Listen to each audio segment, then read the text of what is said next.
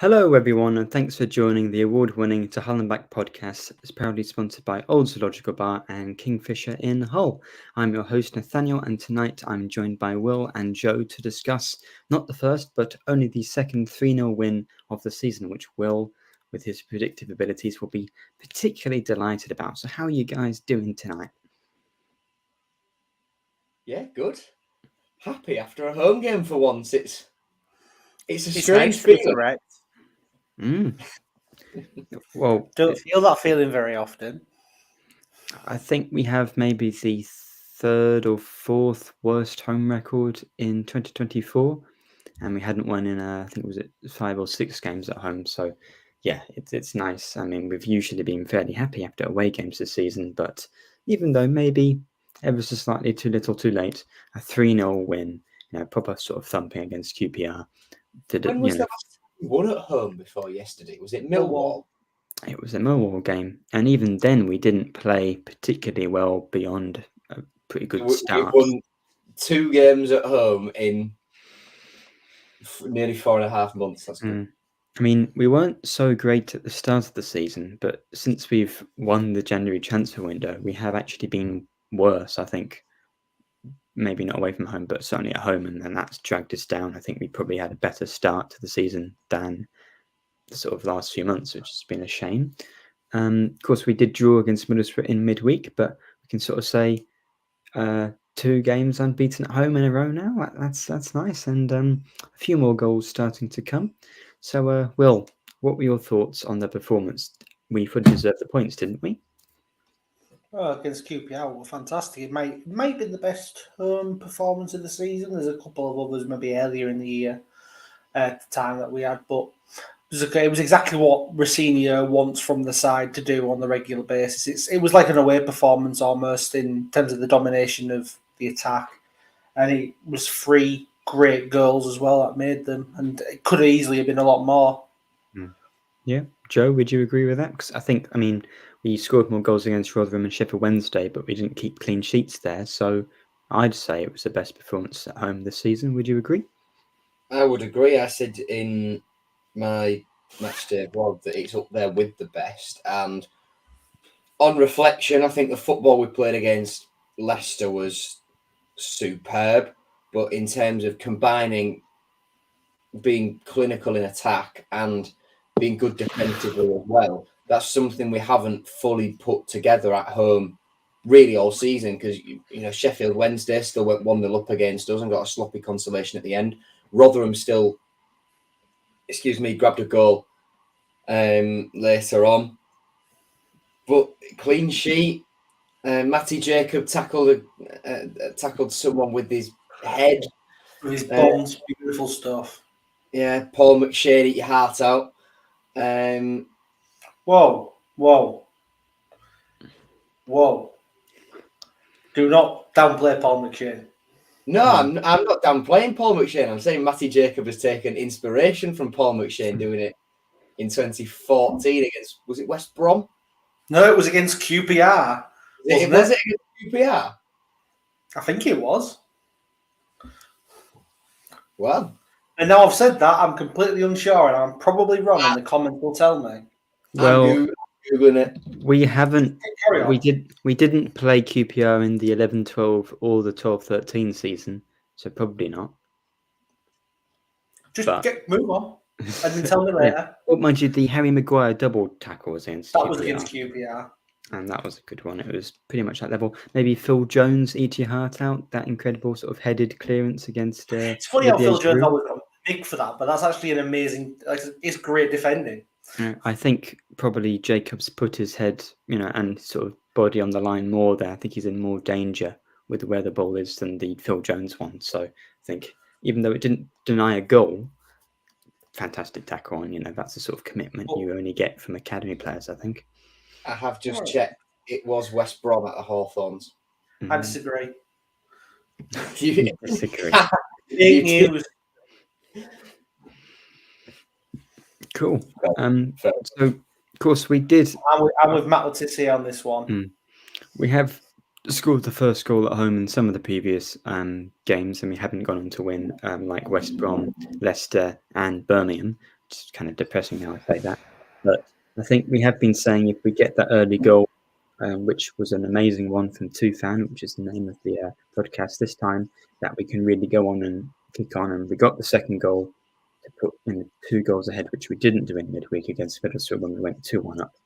So when the QPR manager said after the first goal he thought that would make it extremely difficult, and basically said that he'd sort of given up at that point, which I thought was a strange comment, that. very strange. But I think we've needed that. Do you think, even though Rossini is saying that the playoffs are still on and we need to win every game, obviously that's true, but do you think is there slightly less pressure now that Norwich are so far in front, or is that not coming to the full process there? I think Rossini will look at it that way, and the players might not look at it that way. They'll think as long as it's possible, they'll try and get there. But I do think maybe without realising, there's maybe a bit of pressure taking off because they know it's out of their hands. And I mean, to be fair, since the loss to Stoke, for me, City have played well since that horrendous performance. So they played against Leeds, and they were good against Leeds and deserved something against Leeds. They then beat Cardiff comfortably, and they were good against Cardiff. Then it was good again. It was a good performance against Borough, and then yesterday was a great performance against QPR. They played well recently. It's just maybe the points they probably should have gotten. They should have at least got a point from Leeds, and they probably should have beaten Borough the chances they had. I can't complain about the performances they've shown since the Stoke game, but it's that period just before where Preston, they never really got going. It is the Stoke, the Swansea, the Birmingham. It's those sort of results that that was the ones you needed to win. Yeah, I think you can look further back in the season as well. But I think with this team that we've got, with the players we signed in January and the home games we haven't won, because I think we were even better at home before January. Yeah, I think those are the ones you look at. I have thought it would be interesting though I wonder how people would react if you swapped our home and away forms around, and we were decent at home but we'd lost a lot more away. I don't think people would be as critical of our season as they are. I think it's because a lot of people are at home, they see us at home. It's where you normally are expected to get the points. But if it was the other way around, even if we had gone into the top 6 and dropped out of it, I think a lot more people would be more positive about the season. Because it's more understandable if you lose away. Whereas with us, because we know that we can hit that level.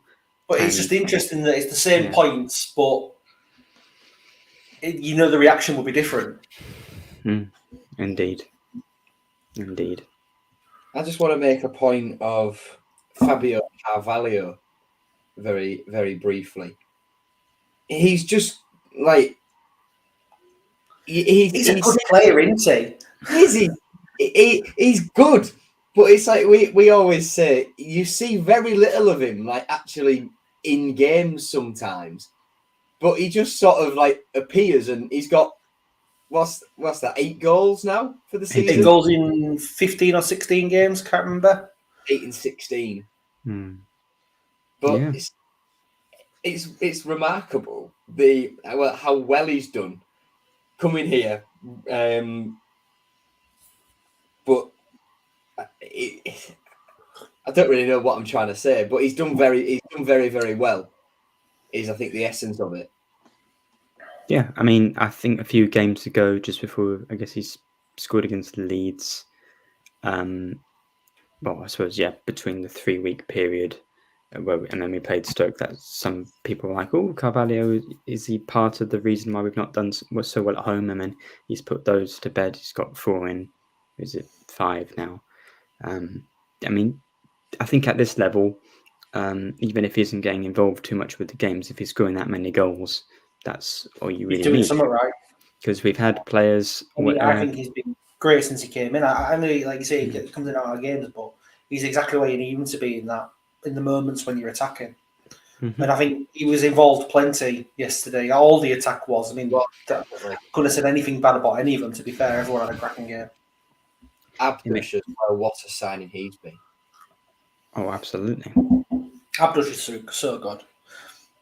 I mean, the front 4 we've got at the moment, even if we haven't won many games at home, they're so exciting to watch. And here I've got In my notes, Jaden recently also hit a little bit of a slump recently, and I know there was a lot of people saying we should get rid. And it's funny because ever since that, he's now 3-3. He's been good most of those games he's shown, and he was fantastic yesterday again. He had his marker on toast almost the entire game. Whenever he got the ball, he was past him, and he was crossing it a lot more than he normally does. Normally, he'd try and cut inside and shoot every single time, but he wasn't this time. He was actually trying to play the ball. Just typical. All his balls were perfect for a striker, and there was no striker on the pitch. He came on later in the game. Yeah, I mean, that's good to see, adding a little bit of extra value onto his, bit of money onto his value as well, I suppose. I mean, I've got on my notes here, Tufan and Amur, they're the building blocks you need to build the team around, I think. Even though, I mean, Tufan's second top goal scorer, he's not actually played as much as some other players or started all the games, especially. I guess he's had good runs and bad runs this season, but I think those two play so well together. And unfortunately, unlikely we're going to have Carvalho next season, maybe not even Philogene, but whoever we bring in, I think you need to make sure that Amur can play and Tufan can play because they've been incredible. Definitely. Yeah, Carvalho is unlikely unless we can somehow do some mental in the summer with whoever the new Liverpool manager is going to be. That's the big variable in it, because with Morton and Carvalho, because we don't know what the situation is going to be at Liverpool, we just sort of have to say, yeah, they could be available. Can we have them for another season on loan or something? But I think you'll see them in the Premier League next season, personally. Yeah, Morton's probably just about good enough, and if Carvalho's keeping scoring, he could even somehow become a second top goal scorer for the season, or maybe the top one if he gets another hat-trick or something. At one of the promoted clubs or team lower down will absolutely love him. Fulham might want him back because he was there previously, because he's clearly, I mean, he was good enough to play in the Premier League maybe when Fulham went up, and when he played a little bit for Liverpool, scored some goals. He's even better than he was in the Championship the first time, and that was already very good. So we're not getting Carvalho again next season. That's a shame, but I'm okay with that. I'm not expecting him to stay. Philogene, I mean, good. No idea. Yeah, good parts and bad parts. I think he's more. I actually personally think he's more likely to stay than Greaves is. Yeah, really? Greaves has been here too long, right? He'll want to move away. I think it was another great game from Greaves, and I think it was his second to last home game for City as well. I think he'll be going this summer. See, I think the opposite. I think Philogene's more likely to go than Greaves is. I'll say this publicly for the first time. Jacob Greaves isn't leaving until he gives me that shirt he said he'll give me for the last 2 seasons. You gonna hold him hostage? No, but I'm getting that shirt regardless. Come on, Greaves, you pay up. Good, yeah. I hope that hopefully he's watching this. And... If you're watching, Jacob, don't. I'll have it. Don't fall into. Don't just fall to his whims that easily. I mean, even today, just because he's a big City YouTuber. Hey, me and Greavesy go back 6 years, where we've got a good relationship. Even today, I think Greaves has been linked to £20 million move to Wolves. I want more than 20 million for him personally. Yep, agreed. I think Wolves would actually be a very good move for him as well, but not for that much. More, please. What's the maximum we could get and the minimum we should be happy with? Well, he's English, so we could probably get up to 90 million for him. I don't think we're getting 90 million. That's the English tax. No, I think you're looking at something in the realm of 25 to 30 is what City will be looking for. For both Philogene and Greaves, for me, 25 minimum. See, I can understand £25 million for Philogene. For because he's an attacker and he's a bit younger. But Greavesy, left-footed, centre-back, English tax. I'm not sure Greaves is a £25 million player. It's a very good player, but I think for a centre-back from the Championship, we'll still get a lot of money for him, and I don't think financially we're going to be stressed in the summer. If we do sell them, we'll be able to get a lot of players in. I mean, we've got Umar for 2 million. He seems incredible. If we can pull off more business like that, then you're laughing. I mean, speaking of business we could make in the summer, of course, we have the option to sign Ryan Giles, and I know he's just come back from a slight knock, but I mean, we talked about Jacob's headed tackle already. Bit of debate at the moment. Is Jacob good enough to be first choice? Maybe he's not played that many games, but I mean, I'd be happy if those two were our two choices at left back. I'm not really sure whether we'd need to sign anyone else beyond Giles and Jacob, and they could compete with each other. James, I don't think we'll sign Giles personally. I don't think we will. I like Giles, but I don't think he fits in the way that we play. I think he don't fit as the left back. He needs to be further forward up the pitch. He needs to be more of a wing back / attacking. And I think Jacob, just the way he played, he showed it against QPR. He did make those runs forward as well. He was quite good going forward, was Jacob. I think long term he could be a great choice. Yeah, I'd say so. And Jacob looks more solid defensively, or at least maybe less ambitious. Whereas Giles, as you said, he's known for the amount of assists he's got rather than the defence. And I think because we sign a lot of wingers and attacking players, you leave them to do the attacking. I think maybe that's why Coyle does so well, because he's a little bit more defensive minded, even though he probably still is the best crosser we have at the club and has been for a few years now. So that's an odd one. But Joe. James Fairlong and Brandon Fleming are who we should be looking at. I think Fleming has had too many injuries. Yeah, and Furlong needs game time elsewhere on loan, perhaps. Fairlong will get a loan this season, I think. Yeah, I suppose he probably would have got one. He would have got one in January had he not been injured. Yeah. Which is a shame for him, but I guess the one game he's played for us in the FA Cup, he looked okay. But yeah, I mean, Ant says Giles not a £4 million player. I mean, Luton clearly thought he was in the summer, but he's not had an amazing season. Yeah, I think I'm not sure whether he's going to play the last few games. For ever so slightly less money, I'd be tempted at that because he's still a good player. But I mean, he's not been dreadful, especially when Christie's been at right back this season. So that's one to watch. I mean, I still think, of course, there is still a mathematical chance at the playoffs. I mean, I thought it was essentially done after Stoke. And on the Tuesday night this week, after Sheffield Wednesday drew with Norwich, if we'd beaten Middlesbrough maybe, and then we beat QPR, but then Norwich got the late goal away at Preston and won that. So we're not catching Norwich. I know some people said West Brom have dropped off. They've lost one game in like 11. Norwich, we're not catching West Brom. No. Give your heads a wobble. West Brom would have to lose. While I would agree, it's only 6 points and we've got a game in hand. It only takes one result there. Do you see us winning all 4 of our games, though? Because... No, I do, but I'm saying it's not too completely impossible. It's relatively quite... It only takes, like I say, there's only one... We beat Coventry in our game in hand. It's only 3 points.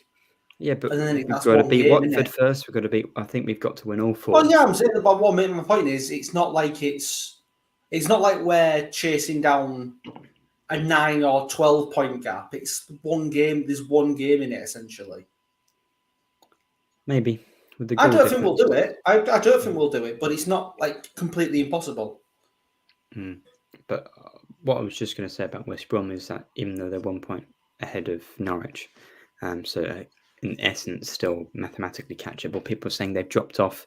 They had one game, they've lost 1 in like 10, and they were down to 10 men, and that was just the last match. They're going to be fine. They do have a tougher run, but even so, I still think they'd have to lose 2 or 3, and then we win all 4. If they win, if they lose all 3. 5 draws in the last 10, though, and that's what's pulled them closer into this fight. Maybe, but 3 draws again may be enough for them if they draw. Norwich recently have lost quite a few. To be fair, like they lost 3 and 4, and they're only won. They've lost 3 of the past 5, I think. Norwich.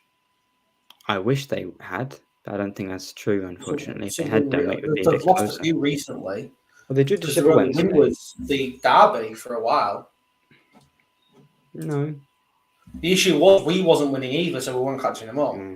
the last few games when they did lose to Leicester, we didn't win, and That's what I said. The reason we didn't catch them up is because we did the same. yeah, Sheffield Wednesday we drew to Middlesbrough, so we've blown it with the home games as we've mentioned. I mean, we've been over this. There's still a mathematical chance, which is nice, but take every game as it comes. I mean, the next game, Watford, away game, probably completely blow them away. But Norwich have 2 games against Swansea and Bristol now at home, and they've won, I think, the last 7 or 8 at home, so they're going to be fine. But I think the QPR game just shows, because I think 9 of the 11 were our players. I think, of course, Giles came on, he was on loan, Delap came on. I think there's a relative good chance Delap could come back. I think City will be trying a lot to get Delap back next season, whether that be a loan or a permanent. How did he do yesterday? Quite well. I thought he was fantastic when he came on, personally. It looked like there was nothing wrong with him. It looked like he was fresh. It was weird. For a man who's been out for 3 months. Yeah, he looked sharp. His pace was there straight away. Mentally, he looked on it. Would have scored had Reggie Cannon not headed the ball. Reggie Cannon. But yeah, and then the last few minutes we just sort of sat back and defended really, but he was pressing quite well, I thought, when he had to. Only thing is, he's not going to start the next game after a 3-0 win, is he? No. Yeah, who do you drop? That's it. Who do you drop from ball? You can't justify dropping any of them. But I don't think you should be starting Delap either. I think you do the same again. You bring him on after about an hour. When the defenders are tired and get the winner. Hopefully a bit more tired, you unleash him there. And you get Liam Delap bully West a bit. It's been 22 minutes and I don't think I've done a bad joke yet. So what I'll say is, yes, looking sharp can be good, but considering the performance of who we had on the bench, looking like sharp is actually a bit of an insult. Ignoring this now. That signing didn't go well, did it? The pretty sharp one. Right. Man could score 3 hat-tricks going on for the rest of the season, for all you know. Well, look, I hope so, but I think too little too late, even so. It'd still be a bad signing because we needed to win the previous games, which his mere presence meant we didn't get it. We've been over this. It still frustrates Stop bringing up negative stuff after a 3-0 win. Jesus Christ, Nathaniel. It's just... Get yourself on the Facebook forum, mate. That's why I've got this cider here, to cheer me up. Lovely stuff. So, Watford next. They are the... We'll just move on to that. Jamie Philogie's goal was great as well, since we haven't mentioned it. Oh, all 3 goals. I think the first one, Tufan, in off the crossbar. You love to see that. The second one, delightful little dink sort of lob from Carvalho, and a beautiful all through as well. Was brilliant. Exactly, gorgeous. And the third, Philogene just slamming in. Just we'd be 5th if we had finishing like that all season. Yeah. So it's very cliched that now among City fans, isn't it? Pretty much, but I gotta say, bring Oscar back. Oh, don't start.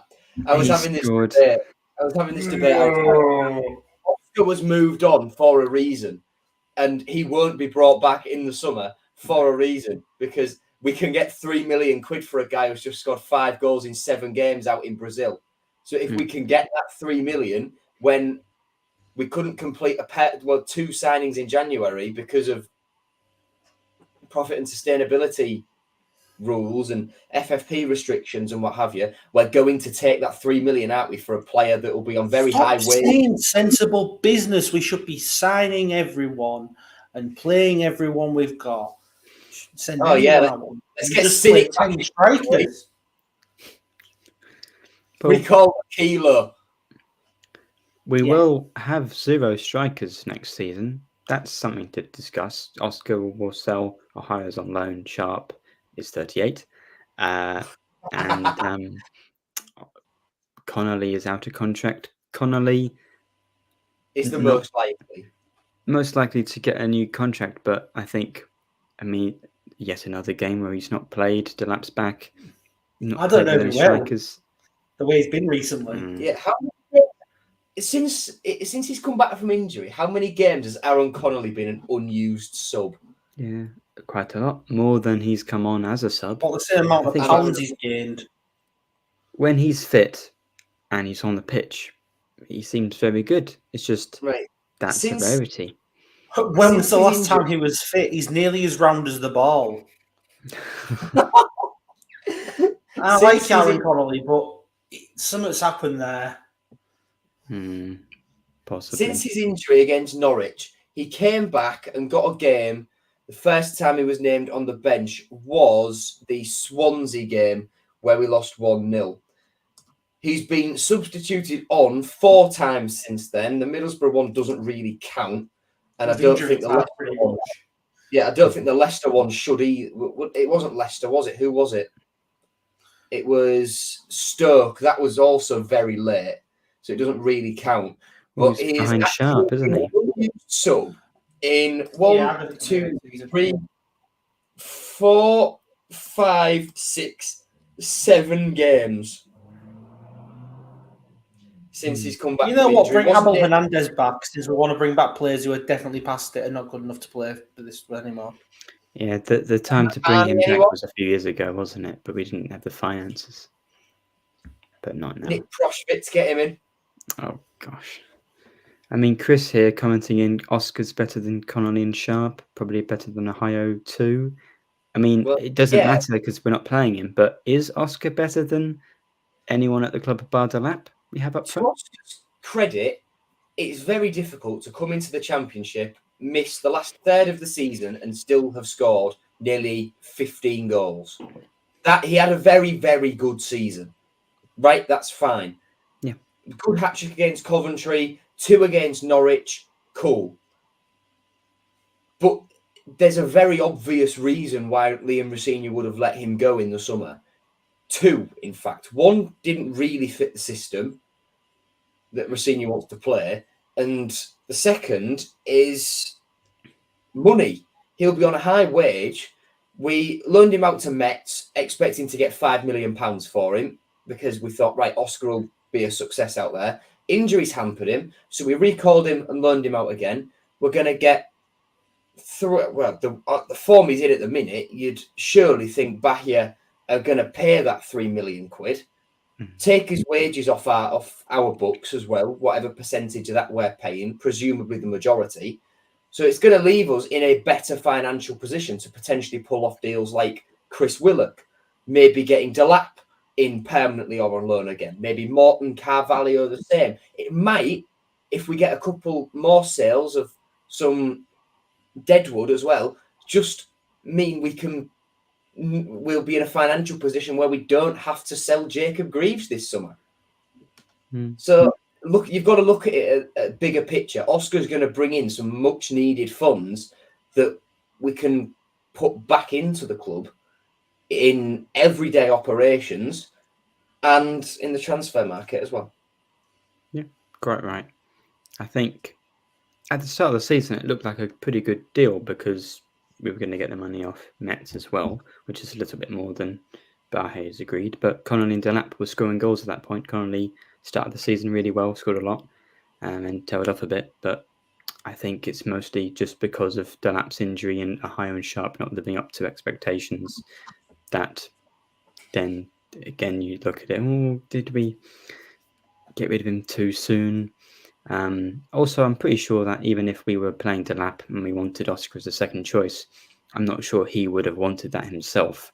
So I don't think he did. I think that's part of the reason he went to Metz in the first place, because he was essentially told by Liam he's not going to be part of his main plans. And what's the point in having a striker who's probably on upwards of 20 grand a week as your third doesn't want to essentially be here? No. Yeah, as a third choice striker. And it's also worth noting as well, Aaron Connolly's second half of the season would be totally different had he not been wiped out at Norwich and missed 3 weeks. Yeah, quite right. I mean, Angus Gunn could have killed him. He could have killed him. I mean, he did do the full Harold Schumacher on him and got a free kick for it. Yeah. Shocking dive from Connolly. A couple of other things from the QPR game, actually. A couple of other things from the QPR game, actually. Obviously, Doherty and Christie came on. To me, them two coming on felt a bit like maybe like a goodbye sort of substitution almost. Same with Traore, I thought. Yeah, and Traore as well, probably. They feel like that's probably the last time we're going to see him. We're comfortably 3-0 up. We'll just bring him on. Because for me, I was a little bit annoyed when Christie came on, actually, just because we were 3-0 up. It was the last minute, and I thought, go on, bring Stan Ashby on. Just for the last minute. Because that would have been a really nice moment. And I can only think the reason he picked Christie instead is because it's probably the last time Christie's going to play in the City shirt, at least at home. Yeah. Same with Doherty and Lisa Traore. Bar something injury-wise, it's probably the last time we'll see all three of them at the MKM. But could be about 10 players from that match day squad that could leave in the summer. It'll be another big overturn. I think that's why Philogene and Greaves will have to go to afford the new players if they have to be at the quality that we expect. Of course, you can sign 10 players on a free transfer, but don't think we're going to want to do that. Yeah, and so Christie being released. The player we want in the free transfer market, we'll obviously take advantage of it if they're a player. We're going to try and get Willard, definitely. Oh, yeah. We'll at least try to get him, because we went after him in January. We're going to definitely go for it again. And I think we've been linked with Liam Cullen as well, who's, I think, available as a free in the summer. And I think that would be one we'll look at. Yeah, the Swansea striker. Yeah, he's been good cool. Contract situation. Just to go over it, I have my list of all knowledge here. Loans expiring are Bora Eidenlech, Fabio Carvalho, Liam Delap, Ryan Giles, flicking through the list, Tyler Morton, Noah Ohio, and Anas Zarori. Contracts up, first team, Christie, Connolly, Coville, Doherty. We'll chuck Ollie Green in there. Why not? Players out on loan. There's Jake Leake, Jevon Mills, Tom Nixon, Billy Sharp's contract up as well. Alfie Taylor's out on loan. Plus Adama Traore, who Harry Wood will throw in there as well. Why not? To me, I don't think there's anyone in there I see staying, at least from the out of contract. The only one who might stay is a couple of the younger lads might still be here, and so Delap. I think City will try and keep Delap. Yeah, from the academy, out of contract, Jake Brown, Kyle Fanning, Ollie Green, Sincere Hall, Joe Johnson, Jake Leake, Jack Leckie, Jevon Mills, Tom Nixon, Raj Pallett, Dave Robson, Alfie Taylor, Nathan Tinsdale, AJ West and Harry Wood.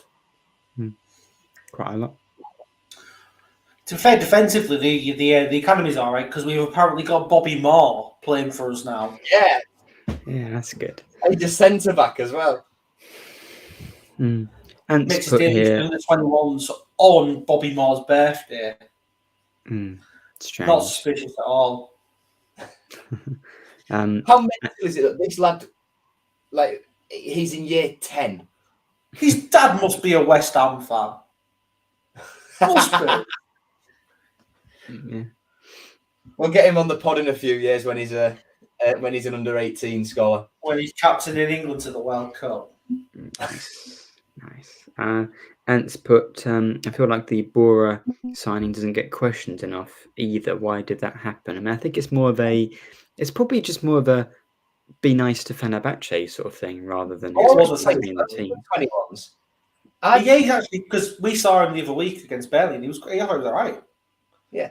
Came out, they just won 6-1. He came out with a face like a slap backside, but apart from that, he played a good game. To be fair, they won 6-1. There was not many who didn't have a good game. Bora's done incredibly well last few. Initially, I accept, yes, he struggled to get into it, but now he's settled and he's integrated. The boy's been. Thing is, he's going to go back to Turkey at the end of the season. So why was he brought over just to do under-21s? Well, obviously he's on loan, but considering that a lot of our wingers will be leaving, do you think there's a chance we'll get him on loan again for next season as well? I think there's a chance we keep him because I think a lot of the reason Jim Sims would have been told he'd have left so early is because of Bora's form. And he's traditionally a winger, but Bora's been playing a lot through the middle since the turn of the year. So I think it's worth giving him a go. Personally, I'd have given him a run in the FA Cup when we were in it, but that's just me. Possibly. I mean, it is one to look out for, but it won't be the last signing we make between Hull and Fenerbahce. I'm sure they just wanted to keep their run going, perhaps. Yeah, I mean, if we get someone as good as Tufan off them again, that'd be nice. It does feel like it was purely a thing done to keep a relationship open between us and Fenerbahce. Yeah. Not a bad idea. Most loan signings, most academy signings. Adjunct Fenerbahce fan, he just wants to help the club he supports. And it's nice, isn't it? I mean, I don't agree with it, but he owns the club. What am I going to stop doing it? Yeah. And I mean, Bora's loved it thoroughly. Good.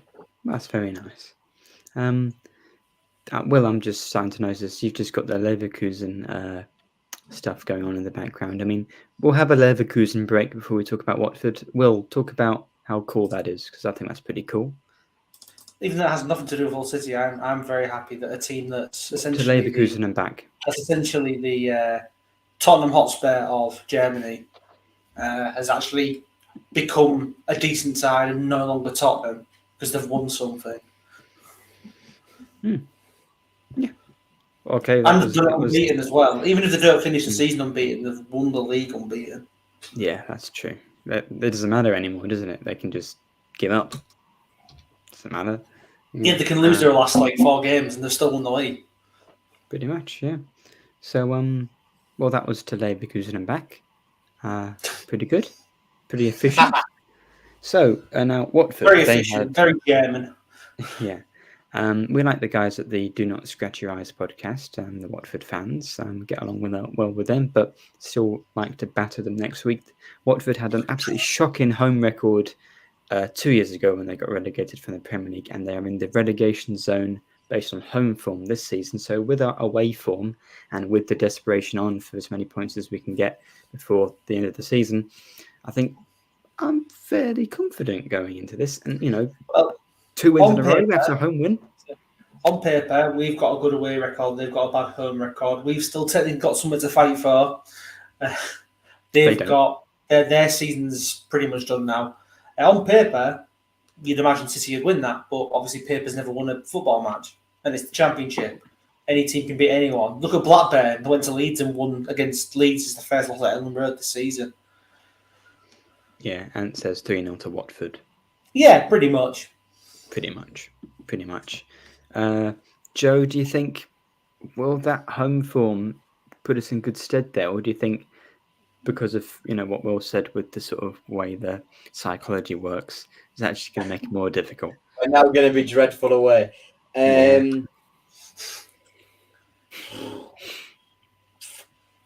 We've got enough goals in us, haven't we? Yes, we have. Ultimately, I think we will win away. Unfortunately, I won't be able to watch us win away because I'll be in Manchester for something or other. But I think we'll do all right. I think we can get 3 points out of this, certainly. And I mean, we're going to need a miracle off whoever Norwich are playing, Bristol or Swansea. Probably won't happen, but fingers crossed. Bristol City, Norwich are playing. I don't expect anything, but I'll still have one eye on the result. Bristol are an easy team. Every now and then they have at home they're usually all right. And I know, Yeah. but Coventry are not playing. yeah, because of the FA Cup. Middlesbrough have got Leeds. Oh, we don't care about Middlesbrough, really, do we? Preston are playing Southampton on Tuesday. Then they've got QPR on Saturday. Preston really messed it. If Preston had held Norwich or beaten them, they'd have been in a decent position. But because of their goal difference, they're really in a bad position to try and get in the playoffs. Yeah, they're -1, isn't it? It's terrible. And then West Brom have got Leicester. They've got Leicester. Well, I was going to say, that's not a hard match anymore. That's a winnable game for them now. It's a very winnable game. See, that's also the frustrating thing. Can I be negative for another moment? Which is that, yes, we were very happy we got a draw against Leicester, but everyone's beaten them since we drew with them. So maybe that's why everyone's beaten them. We've shown that we can do it. Yeah, you look back at it and you're like, oh, that wasn't actually very good. Just to play devil's advocate, though, going into it, we'd all have taken a 2-2 draw, wouldn't we? No. Yes, you would, Nathaniel. We needed the 3 points. Don't lie now. We just lost this. We hadn't just lost this. We just drawn to Birmingham, so not really. You can't tell me you wouldn't have been happy with a point against a team. I can go back to the podcast and I bet you'd have been happy with the point when we actually had the episode. Yeah, in isolation, that's a good point against Leicester, but I still feel like, it's another home game where we could have won. It goes into the longer... Can we slightly modify the conversation, going on about... Can we slightly modify it and say how nobody actually wants to go up? Yeah. Yes. This tends to happen, though. I feel like this tends to happen. Not always. It's weird that there's 3 teams and none of them seem to want to go up. Usually at least one of them does. Southampton, 2 games in hand. They're only 6 points. Only 6 points. Do it. They fell off and somehow they've been allowed to come back in. Yeah, it's crazy. Division. Crazy. Who are their 2 games in hand against? They've still got to play Leicester. They've still got to play Leicester, and they've got Leeds on the last day. Well, those are easy games now, so they could be interesting when it comes to the final day. Of course, yeah, if they're in better form, and I feel like because they've got more games to play, they've got longer to build up, and so yeah, they might do it. If they're playing Leeds, they might win. Both of those games are away from home for Southampton, though. Difficult, but that might play into your hands at the end of the season when the crowd kind of gets a bit nervous later on, perhaps. So yeah, ones to look out for. Of course, we'll have a big say if we beat Ipswich. If we lose to Ipswich, that'll probably decide it very much as well. That only 3 games Ipswich have got left as well. So yeah, exciting stuff. Another game that Sky's ruined with the kickoff time. Yeah, it's 8 p.m. on a Saturday. 8 p.m. on a Saturday. Of course, good. That's for a horrendous time. Good also, for if City don't win it, that you imagine the stadium's, because it's Saturday night late on, the stadium's probably going to empty relatively quickly, especially if they lose it. So there'll be no one there to applaud the team when they make their way around the stadium for the final game. Ridiculous. And obviously, Sky have just recently announced a new broadcast deal where there's going to be even more matches on every single weekend in the EFL. So we're going to have even more stupid kickoff times next season. It's going to be great, isn't it? Can't wait. Yeah. It's fucking shit. Shall I cheer us up and do the most exciting part of the podcast? That's right. You guessed it. It's the combine lineup. Sorry, Joe, you've been hidden again. That's fine. What a surprise Before you complain, I'll read it out for the audio listeners, as this is a podcast, and then you can be rude. We've got Bachmann in goal. We've got Jacob Greaves. That old chestnut's returned after quite a long time. We've got Wesley Hoot, who scored from the halfway line against us the other day. Last time we played Watford. Louis Coyle right back if he's fit. If Coyle's not fit, I'd have Slater in, but Coyle's right back, so Seri, Carvalho, and Kayembe. Kayembe scored against us as well. And then in the false 9 position, we've got Ozan Tufan, and Jaden Philogene on either wing. Awful or Carvalho good? in central midfield is an interesting choice. Well, I couldn't be bothered to change it, but imagine Kayembe's sort of pivot with Seri and Carvalho's above him. The positions don't matter because Carvalho is going to be further up anyway. So everyone's going to attack. Well, no, because Kayembe and Seri are sitting back. That's pretty much the formation we played against QPR and we won 3-0, so... I mean, Carvalho was the false nine, like Burke. Well, exactly. You're saying that Carvalho is going to attack, and well, that worked. So false nine definitely don't play there on the picture you've shown on the screen. Yeah, they play a bit deeper than the winger.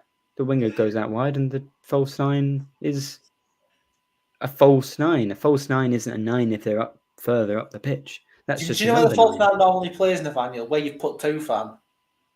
Yeah. That Tufan's the false 9.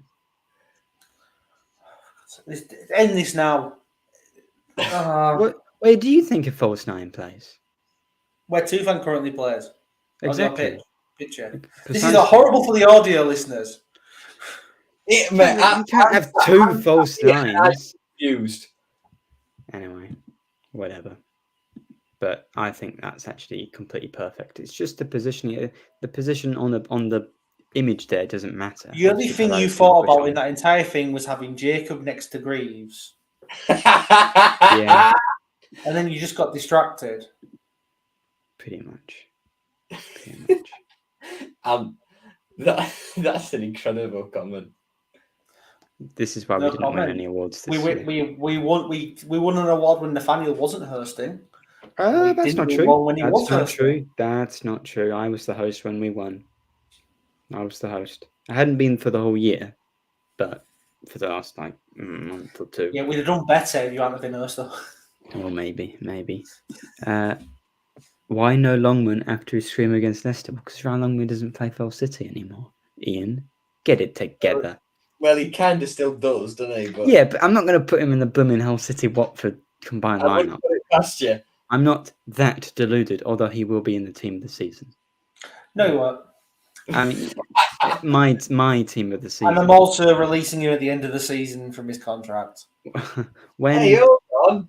Longman. Oh no, he's only got a year left on his contract. Actually, yeah, he has got a year. I'd be selling him then in the summer. Out of contract at the end of next season, we have Allsop, Felly, Oscar, Fleming, Owen Foster, Ingram, Will Jarvis, Callum Jones, Lakilo, Lotta Tyler, Longman, Henry Sander, Sellers Fleming, Seri, Cynic, Tufan, Ryan Woods, and Callum Yam.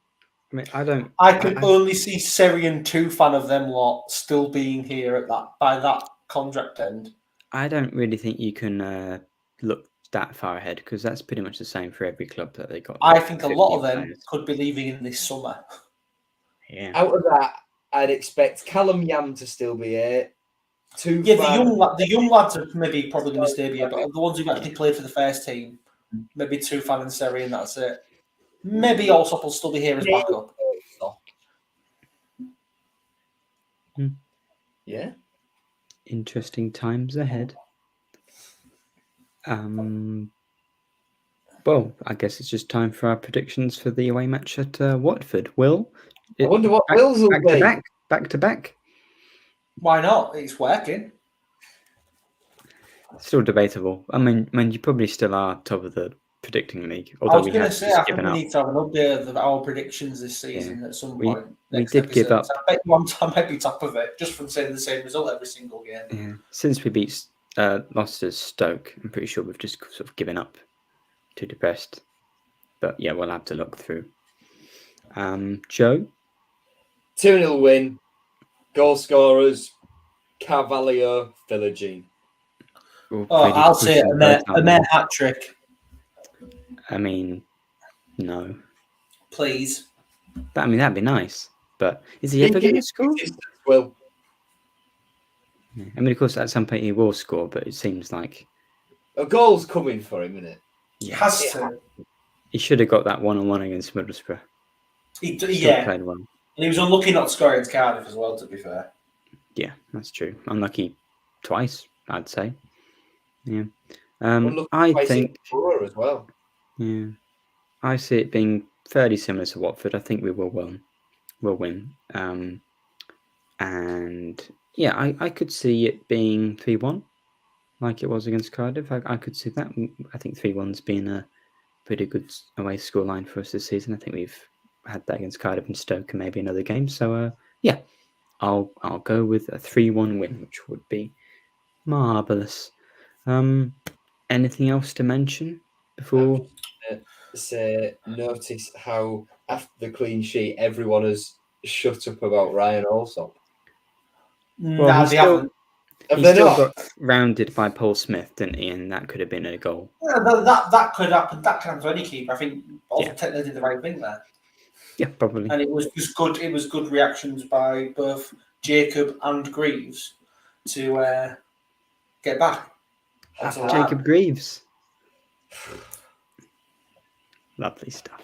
Lovely stuff. And on that bombshell, thank you everyone for listening and liking and retweeting and refreshing your page desperately till the episode starts. Although I don't think refreshing. Like the It's a live stream, so I think it would just start regardless of refreshing. But yeah, thank you to everyone who's done that. Will, you don't look too impressed with the outro, but do you want to try a better one? No. Exactly. Joe, you've been wonderful as always. Same to you, Will. And we'll be back next week after hopefully another delicious 3 points down in just sort of outside Londonish. So see you then.